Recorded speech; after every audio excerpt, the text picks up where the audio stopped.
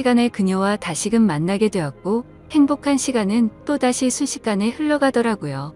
그날은 그냥 정말 보고 싶다는 생각에 갔던 거지 고백을 하려거나 그런 마음은 전혀 없었습니다. 하지만 마지막으로 들어간 와인바에서 와인을 마시다 보니 또 헤어지는 게 너무나 슬프더군요. 저는 그녀에게 앞으로도 계속해서 보고 싶다고 말했습니다. 그러자 그녀는 다른 여자들과 달리 제 마음을 알아줬는지 더 이상은 떠보지 않았고 제 손을 잡아주더라고요. 그렇게 제 인생에서 가장 사랑하는 그녀와 저는 연인이 되었고 남들에겐 힘들다고 하던 장거리 연애가 제게는 너무나 행복한 나날이었습니다. 아무리 멀다 한들 그녀를 매주 볼 수 있다는 건 제게는 너무 과분한 일이었죠. 우리는 그렇게 행복한 연애를 3년간 이어갔고 그녀 덕분에 저는 과거와 비교하면 너무나도 정반대의 사람이 되어 있었습니다. 새로운 직장에서 사람들과 웃으면서 대화도 잘 이어갔고 성실하고 착한 그녀를 따라서 고아원의 봉사활동을 다녔는데 제 마음이 너무 평온해지는 걸 느꼈습니다. 하루하루가 너무 행복해졌고 이렇게 살아갈 수만 있다면 가정이라는 걸 꾸려서 평생을 행복하게 지내고 싶다라는 생각이 들더라고요. 저는 그렇게 달라진 제 스스로에게 결심을 하고 그녀에게 청혼을 하였습니다. 그녀는 제 청혼을 받아주었고 저희는 결국 사랑의 결실을 맺게 되어 결혼을 하게 되었죠. 그 당시의 아내는 서울에서 처제와 함께 조그만한 식당을 운영하고 있었습니다. 그래서 아내와 상의 끝에 제가 이직을 하기로 했고 결혼을 하면서 제가 서울로 올라오게 되었죠. 아내와 저는 인생에서 가장 행복한 부부처럼 그 누구도 부럽지 않게 지냈습니다.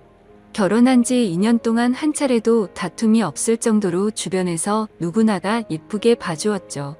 그렇게 행복한 나날들을 보내다가 제가 다니던 회사가 또다시 부도가 나면서 저는 일자리를 또 잃게 되었습니다. 그때부터는 이렇게 불안한 직업을 하는 게 맞는 건가라는 고민에 빠져들었고 막상 또 새로운 일자리를 구하려고 하니 직장 생활에 지쳐 있었죠.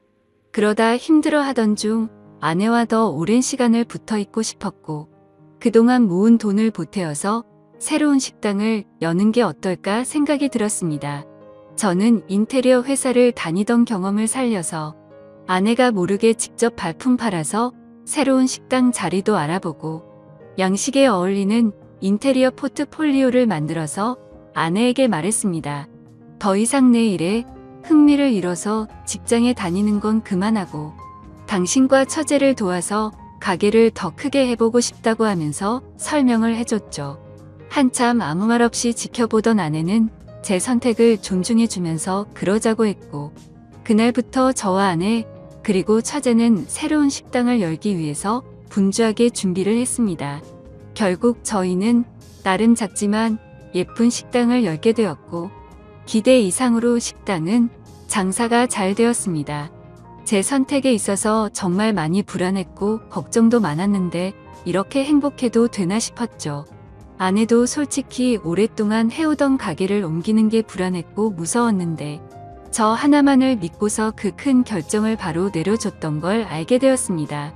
저는 착한 아내에게 너무 고마웠고 평생을 행복하게 해줄 거란 마음을 제 가슴에 되새겼죠.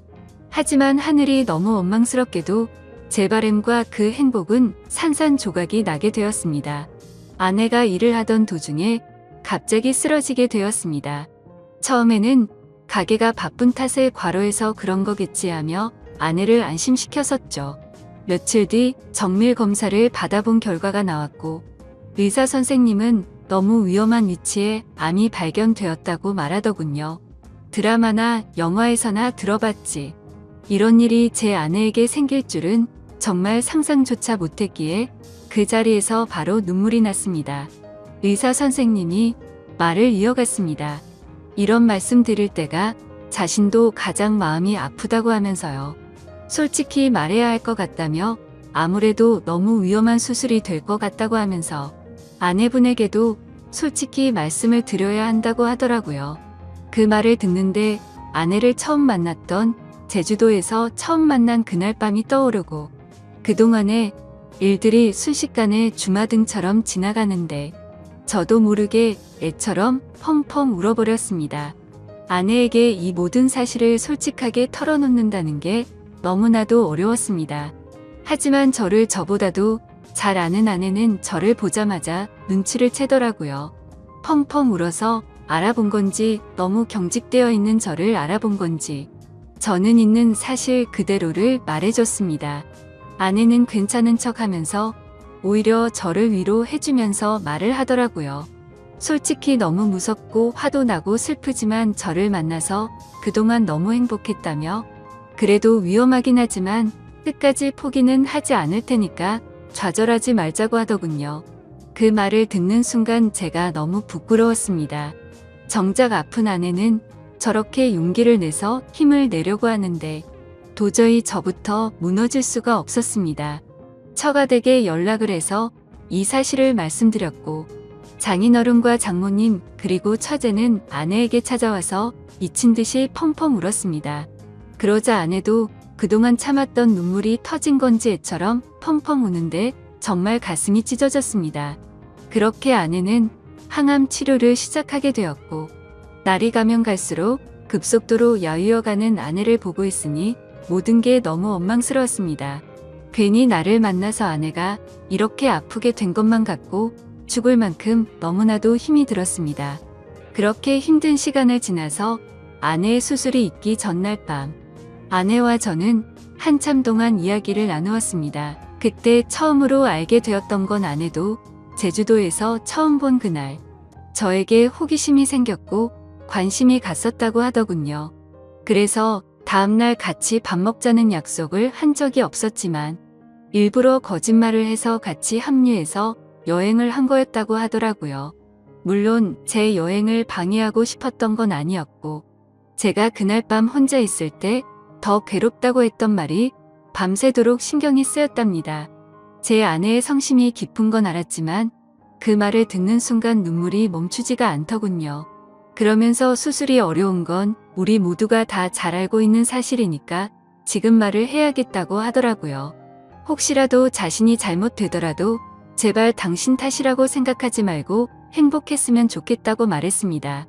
그리고 우리가 함께 시작했던 가게도 자신에겐 너무 행복한 추억이 가득한 곳이니 슬픈 감정보다도 행복한 추억을 떠올리면서 계속 지켜달라고 했죠. 그렇게 밤새도록 저희는 끊임없이 많은 대화들을 나누었고 결국에 제가 인생에서 가장 사랑하던 제 아내는 이 세상을 떠나고 말았습니다. 아내를 떠나보내고 하루하루가 너무 괴롭고 인생이 무너진 듯 슬펐습니다. 솔직히 돈 몇천만 원 사기 당했던 건 정말 세 발의 피조차도 안 될 정도의 괴로움이었습니다. 정신 나간 사람처럼 죽을 만큼 술을 마셔대기도 해봤지만 다 소용없었습니다. 시간이 지나면 이 아픔이 줄어들 수 있을까 싶은 생각만 가득했습니다. 그렇게 집에서 틀어박혀서 지낸 지 몇 주가 지났을 무렵이었습니다. 항상 조용하고 내성적이던 처제가 집에 들어와서는 마치 다른 사람처럼 온갖 잔소리를 늘어놓기 시작하더라고요. 언니가 지금 이 꼴을 보려고 그렇게 떠나간 줄 아냐면서 화를 내더군요. 형부 혼자서만 힘든 줄 착각하지 말라며 주변 사람들 생각해서 제발 그만하라면서 화를 내다가 울더라고요. 정말 예전이나 지금이나 너무 이기적인 나쁜 놈이었습니다. 저뿐만 아니라 모두가 다 힘들어도 꿋꿋이 버텨내고 있다라는 생각이 들더군요. 울고 있는 처제에게 다가가서 저도 같이 울면서 미안하다고만 되뇌었죠. 그러다 처제와 함께 밖으로 나가서 같이 술을 한잔하면서 이야기를 나누었습니다. 가게는 이렇게 계속 문을 닫아둘 거냐고 물어보더라고요. 솔직히 아내 생각에 미쳐버릴 것 같아서 가게 근처도 갈 수가 없었습니다. 하지만 그건 너무 비겁한 짓이란 것 정도는 알았죠. 그런 생각을 하던 찰나의 처제도 저와 같은 생각을 말하더군요. 언니 생각에 자신도 가게 근처도 못 가겠다며. 근데 언니가 제게 했던 말을 처제에게도 똑같이 했더라고요. 마지막으로 부탁한다면서 좋았던 추억 가득한 가게를 계속했으면 좋겠다고 했답니다. 사실 아내가 왜 그렇게 가게에 집착하는지는 저도 잘 알고 있었습니다. 아내는 저와 제 처제를 생각해서인 마음도 당연히 있었지만 너무 착한 심성에 그동안 어려운 아이들에게 무료 급식을 주던 걸 멈추지 않기를 바랬던 거였죠. 세상에 어떻게 이런 착한 여자가 또 있을까요? 사실 이런 마음을 갖고 있는 것도 가게를 가게 된 날 알게 되었습니다. 처제와 저는 아내의 부탁을 이어나가기 위해서 결심을 했고 다음날 가게로 나갔습니다. 몇 주간 비워져 있던 가게임에도 불구하고 구석구석 너무 깔끔하게 청소가 다 되어 있었습니다. 그리고 그곳에 놓여져 있던 편지가 있었죠. 아내는 가족들과 저에게 너무 많이 미안하답니다. 제게는 평생 행복하게 함께 지내면서 흰머리 나는 것도 보고 싶었고 우리에게 아이도 낳아서 행복한 미래를 꿈꿨는데 너무 마음이 아프다네요. 그러면서 자신을 대신해서 아이들에게 도움을 주면서 평온함을 느껴줬으면 좋겠답니다. 스스로 자책하지 말고 세상에 주어진 걸 감사하게 느끼면서 주변 사람들에게 사랑을 베풀다 보면 우리는 또다시 금방 만나서 행복하게 지낼 거라고 하네요. 처제와 저는 그 편지를 읽고 또 한바탕 울어버리고 말았습니다. 그날 저와 처제는 그동안 상한 음식들을 모두 정리하고 밤새도록 정리를 했습니다. 아내의 바램대로 다시 장사를 하기 위해서 준비들도 하였고 장사를 시작하고서 정신없는 나날들을 보냈던 것 같네요. 처제는 언니 대신해서 잔소리할 거라며 전처럼 느긋하게 할 생각 말고 제대로 도와달라며 선전포고까지 하더군요. 그러면서 꿀단지가 뻑뻑해서 모녀는 저를 핀잔 주더니 숟가락으로 치더니 순식간에 열더라고요. 이제는 예전보다 조금은 더 편해진 처제와 열심히 하루하루를 보내고 있네요. 이 글을 쓰면서도 제 인생에서 제일 행복함을 느끼게 해준 제 아내가 너무 그립고 보고 싶습니다. 아마도 이 마음은 제가 아내를 찾아 갈 때까지 영원하겠죠.